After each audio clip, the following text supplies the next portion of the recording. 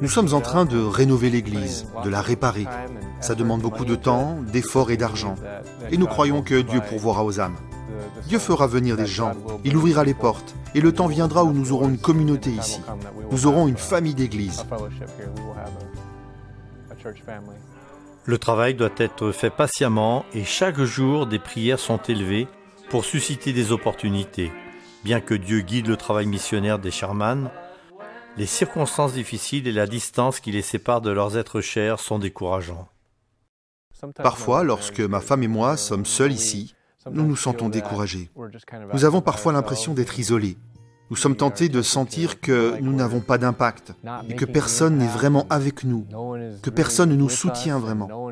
Il y a eu des moments où nous avons pensé que ce serait bien de déménager et de rejoindre un autre type de champ de mission, où il y a des gens qui travaillent ensemble, plus en équipe.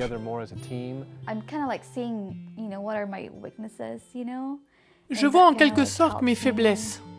Cela m'aide à savoir que Dieu m'aidera à travailler avec ça. Je suis très impatiente. Je veux que les choses se passent quand je le veux. En vivant ici, j'ai appris que les choses n'arrivent pas quand tu veux qu'elles arrivent.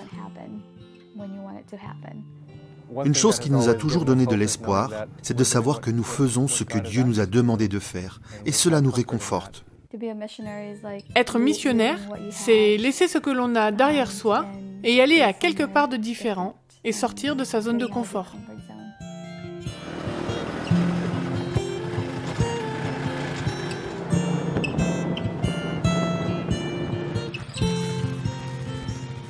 Jade, what are you guys up to?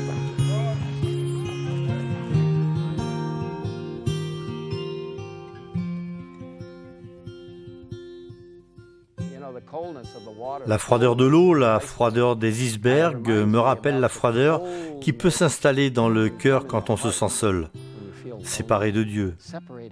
Pourtant, la chaleur de l'amour de Dieu et de son peuple peut apporter dans votre vie une connexion merveilleuse qui vous aidera à ne pas vous sentir seul.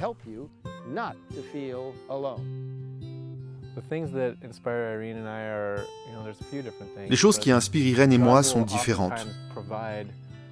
Dieu fournira souvent des opportunités, il ouvrira des portes, il fera en sorte que des choses arrivent qui nous donnent un aperçu de ce qu'il fait. Nous allons commencer une nouvelle étude où quelqu'un dira quelque chose qui nous encourage.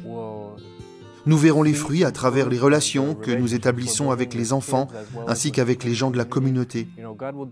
Dieu fera quelque chose pour nous aider à voir que son œuvre s'accomplit à travers nous et que notre fidélité lui est agréable.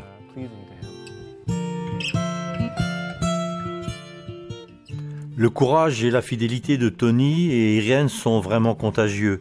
Leur détermination à accomplir la mission est inspirante. Dieu et ses anges les réconfortent et les motivent à aller de l'avant malgré les défis. Les visages, les sons, les gens, les paysages.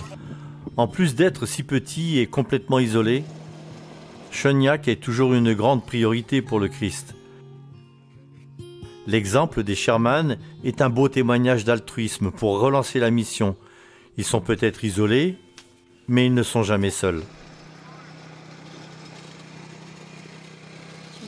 Jésus est tout pour moi. Jésus est la raison pour laquelle je suis ici.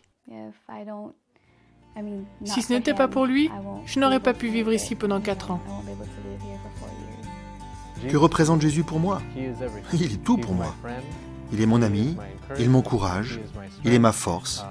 Il est celui vers lequel je me tourne quand je vais mal, quand je ne peux peut-être même pas parler à ma propre famille. Il est celui à qui je peux parler de tous mes problèmes. Il est celui qui me transforme intérieurement.